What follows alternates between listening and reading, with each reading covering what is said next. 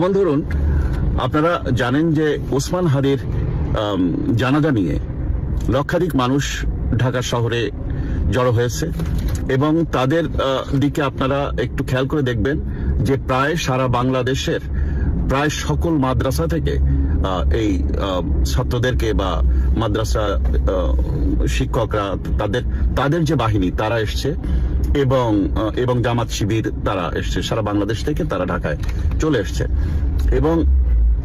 এবং যারা এই জুলাই বিপ্লবের রাজনীতি করেন তারা বলেছিলেন যে বিশেষ করে সার্জিস আলম উনি বলেছিলেন যে আল্লাহ আমাদেরকে আরেকটা সুযোগ দিয়েছে 5 আগস্টের পর থেকে, আমরা ওই সময় যে ভুল করেছি সরকার গঠন বিষয়ক ওই ভুল এখন আর করব না।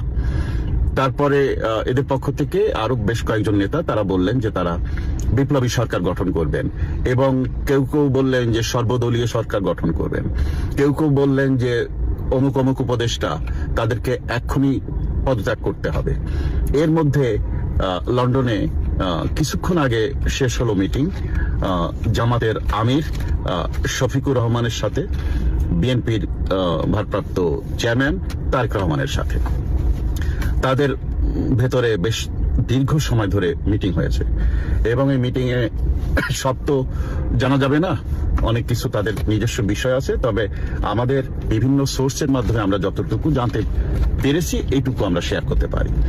এখন সেখানে কতগুলো বিষয়ে তারা আলাপ করেছেন। তাদের সবচেয়ে বড় ভয় আওয়ামী লীগ যদি চলে আসে তাহলে জুলাই বিপ্লবের কবর হয়ে যাবে এবং জামাত বিএনপি শেষ হয়ে যাবে, তাদের রাজনীতি শেষ হয়ে যাবে, তাদেরকে সমানে ফাঁসি দেওয়া হবে, তাদেরকে আইনের আওতায় নিয়ে আসা হবে, জুলাই বিপ্লবীদেরকে মানে জীবন দিতে হবে যদি আওয়ামী লীগ এসে যায়। এখন যেহেতু বিভিন্ন দেশের রাশিয়া, আমেরিকা, চীন, ভারত, ইউরোপ বিভিন্ন দেশ থেকে চাপ আসছে আওয়ামী লীগ সহ সকল দলের অংশগ্রহণে নির্বাচন, একটি অংশগ্রহণমূলক সুন্দর নির্বাচন ব্যবস্থা করা। সেখানে আওয়ামী লীগকে বাদ দিয়ে নির্বাচন তারা খুব একটা সুবিধা করতে পারছে না। আর এই অবস্থায় যদি নিজেদের মধ্যে গোলমাল চলে, যারা জুলাই বিপ্লবের স্টেক হোল্ডার এই দলগুলো যদি ঐক্যবদ্ধ না থাকে তাহলে এই ফাঁক দিয়ে আওয়ামী লীগ চলে আসবে। এইসব বিষয়গুলো তাদের আলোচনার মধ্যে চলে আসে। বিএনপি যতই মুক্তিযুদ্ধের পক্ষের শক্তি বলুক না কেন, আওয়ামী লীগের ব্যাপারে তারা সাথে সাথে জামাতের সাথে এক হয়ে যায়। এটা অতীতের অভিজ্ঞতা, সেই জিয়া রহমানের আমল থেকে এ পর্যন্ত দেখছি, খালেদা জিয়ার আমলও দেখছি, সবই দেখছি। তো যাই হোক, তো এরকম একটি সময় বিপ্লবী সরকার হওয়ার ব্যাপারেও যেমন কথা হয়েছে ওনাদের মধ্যে, তেমন একইভাবে আসন ভাগাভাগি নিয়ে কথা হয়েছে।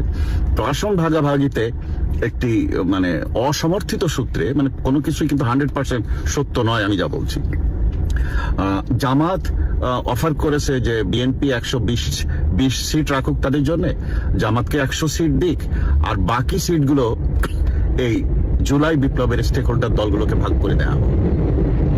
এরকম একটা প্রস্তাব বিএনপি এবং জামাতের দুই শীর্ষ নেতার মধ্যে আলোচনা হয়েছে।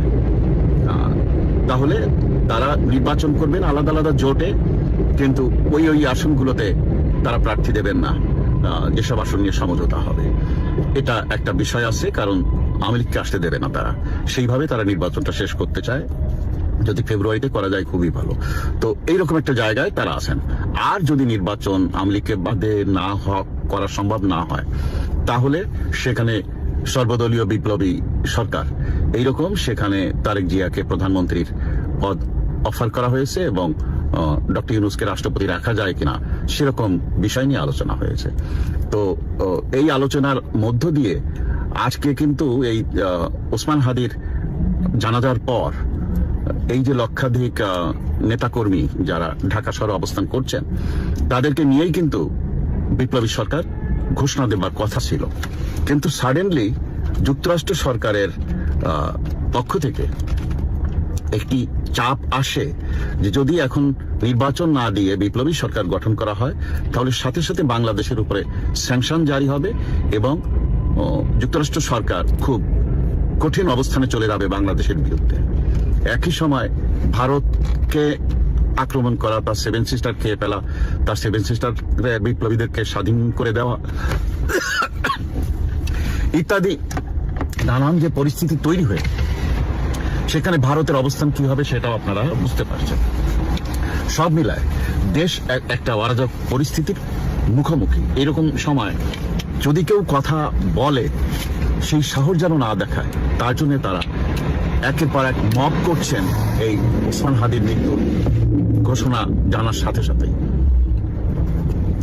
এদের মূল উদ্দেশ্য হলো যদি কেউ বাধা হয়ে দাঁড়ায় তারা যেন সাহস না দেখায়। এরই অংশ হিসেবে ওই যে ময়মনসিংহের ভালুকার হিন্দু যুবক দীপু চন্দ্র দাসকে পিটিয়ে তারপরে ঝুলিয়ে দিয়ে গাছে ঝুলিয়ে দিয়ে আগুন দিয়ে পুড়িয়ে হত্যা করা হয়েছে। তার উপর একটা দোষ দেওয়া হয়েছে যে সে আমাদের নবীজিকে নাকি অপমান সূচক কোনো কথা বলেছে। এরকম কোনো প্রমাণ পাওয়া যায়নি। এমনকি পুলিশও বলছে তার চাকরির জায়গায় তার মালিকের সাথে তার যে দ্বন্দ্ব ছিল সেই মালিকের পক্ষরাই চাকরির যাদের সাথে চাকরি করে তারাই এরকম একটা দুর্নাম তুলে এই জঙ্গিদের হাতে, এই হুজুরদের হাতে তুলে দিয়েছে দীপুচন্দ্র দাসকে। তাকে কোনো কথা বলার সুযোগ দেয়নি, তাকে মেরেই ফেলেছে। এই বিষয়টা আন্তর্জাতিক অঙ্গনে ব্যাপক প্রচার হয়েছে, কারণ এখন তো অনলাইনের যুগ, সবার হাতে ফোন। সেই ফোনের ভিডিও সর্বত্র প্রচার হয়েছে, সেই আল জাজিরা থেকে শুরু করেন আর ভারতের বিভিন্ন মিডিয়া শুরু করুন। এটা একটা ভীষণভাবে ইম্প্যাক্ট করেছে বাংলাদেশের বসবাসরত মানুষের অধিকার এবং মানবাধিকার নিয়ে। একটা দেশে যখন এইরকম পরিস্থিতি তৈরি হয়, সেই দেশের সম্মান বা সেই দেশের অধিকার বা সেই দেশটা সম্পর্কে বিশ্বের কোন দেশের সামনে আপনি মাথা উঁচু করে সেই দেশটার সম্পর্কে কিছু চাইতে পারেন বা দাবি করতে পারেন বা আলোচনা করতে পারেন?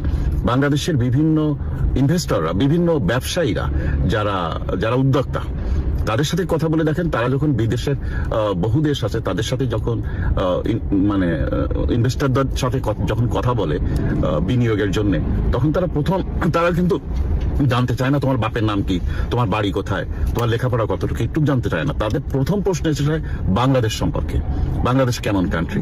তা একজন উদ্যোক্তার একটা নির্ধারিত টাইম থাকে তার বক্তব্য রাখার, তার অর্ধেকের বেশি সময় চলে যায় বাংলাদেশকে বোঝানোর, বাংলাদেশ রাষ্ট্রটা কেমন, তারপরে আসে তার ব্যবসায়িক সাবজেক্টে। কিন্তু এখন বাংলাদেশ এমন একটা জায়গায় আন্তর্জাতিকভাবে প্রচারণা পাচ্ছে জঙ্গিবাদ বিষয়ক, জঙ্গি বিষয়ক কার্যক্রম হিসেবে, তাতে ব্যবসায়ীরা বিদেশিদের সাথে তাদের ব্যবসা বিষয়ক আলোচনা শুরু করতে, তাদেরকে আকৃষ্ট করতে সাংঘাতিক বিপদে পড়ছে।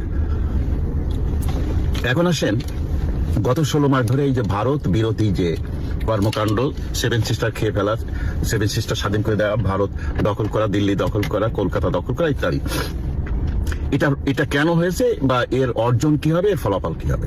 দেখুন, বাংলাদেশ একটা ছোট্ট দেশ, ভারত একটা বিশাল দেশ। সামরিক শক্তিতে ভারত এখন বিশ্বের 4র্থতম স্থানে আছে, আর বাংলাদেশ হলো 37তম স্থানে। তো এই তুলনা তো হয় না, কিন্তু এটা হলো কি, এটা শ্রীলঙ্কাতে হয়েছে, এটা বিভিন্ন জায়গায় হয়েছে। সেটা হলো যে আপনার ইন্ডিয়া আউট, মানে ভারত বিদ্বেষ এইটা ছড়াতে হবে। ছড়ালে কি হবে, এরা কেউই 7 সিস্টারে আক্রমণ করতে যাবে না। এই হাসনা সার্জিসরা, এই যারা রাজনৈতিক বক্তব্য দিচ্ছে, এমনকি বিএনপি বা জামাত, এরা কেউ কিন্তু ভারতের সাথে যুদ্ধ করতে যাবে না। এমনকি ইলেকশনে শেষ হয়ে গেলে ওরা ভারতের সাথে সবচেয়ে বেশি বন্ধুত্ব করবে। এমনকি গত 16 মাস ধরে মনে হচ্ছে না যে ভারতের সাথে বাংলাদেশের কোনো ভালো সম্পর্ক নেই, কিন্তু ব্যবসায়ীদের কাছে খোঁজ নিয়ে দেখেন, আগে শেখ হাসিনা সরকারের আমলে যে পরিমাণ ব্যবসা ছিল, তার চেয়ে এখন বেশি জিনিসপত্র আমদানি করা হচ্ছে ভারত থেকে। তা কিন্তু প্রচার হয় না, কিন্তু আপনারা যদি ভেতরে খবর জানতে পারেন, জেনে দেখেন। তো এরা আসলে কিছুই করবেন, এদের মূল উদ্দেশ্য হলো ভোট ব্যাংক বাড়ানো। সাধারণ মানুষের মধ্যে এরকম একটা হয়ে যাবে যে ভারত আমাদের শত্রু, ওদের বিরুদ্ধে কেউ কথা বলার সাহস পায়নি, আওয়ামী লীগ ওদের বিরুদ্ধে বলেনি, এরা বলছে ভোটটা এদেরকে দাও। তো এই হলো মূল ব্যাপার। এই জন্য কিন্তু ওই বিএনপি নেতা ওই ভারতের চাদর পোড়ায়, শাড়ি পোড়ায়, এগুলো হলো ভোটের খেলা। আসলে কিন্তু তারা আবার বসে ভারতের সাথে আলোচনা করে কিভাবে তারা ক্ষমতা আসলে কিভাবে তারা দেশ চালাবে ইত্যাদি। তো এগুলো একটা গেম, আর কিচ্ছু না। ওসমান হাদির মৃত্যুটাও একটা গেম হয়ে গেল। আপনারা দেখছেন যখন তাকে হত্যা করা হলো, তার পরপরই দুর্নাম ছড়িয়ে পড়লো বিএনপি নেতা মির্জা আব্বাসের নামে, আর এদিক শিবিরের সাদিক কায়েমের নামে। এরা দুইজনকে কিন্তু এখনো দৌড় দিচ্ছে। এরা দুই গ্রুপ কিন্তু এখনো একে অন্যের বিরুদ্ধে করছে, মিছিল করছে। কিন্তু আবার যখনই আওয়ামী লীগের বিষয় এসে দাঁড়ায়, তখন তারা আওয়ামী লীগ ট্যাগ দিয়ে, যে ছেলেটা হত্যা করেছে তাকে ছাত্রলীগ দেখিয়ে এরা ট্যাগ দেয়। তো এরকম অনেক কিছু হচ্ছে, সবই রাজনৈতিক। তবে প্রিয় দেশবাসী, এই অবস্থা থেকে আমরা শীঘ্রই ঘুরে দাঁড়াবো।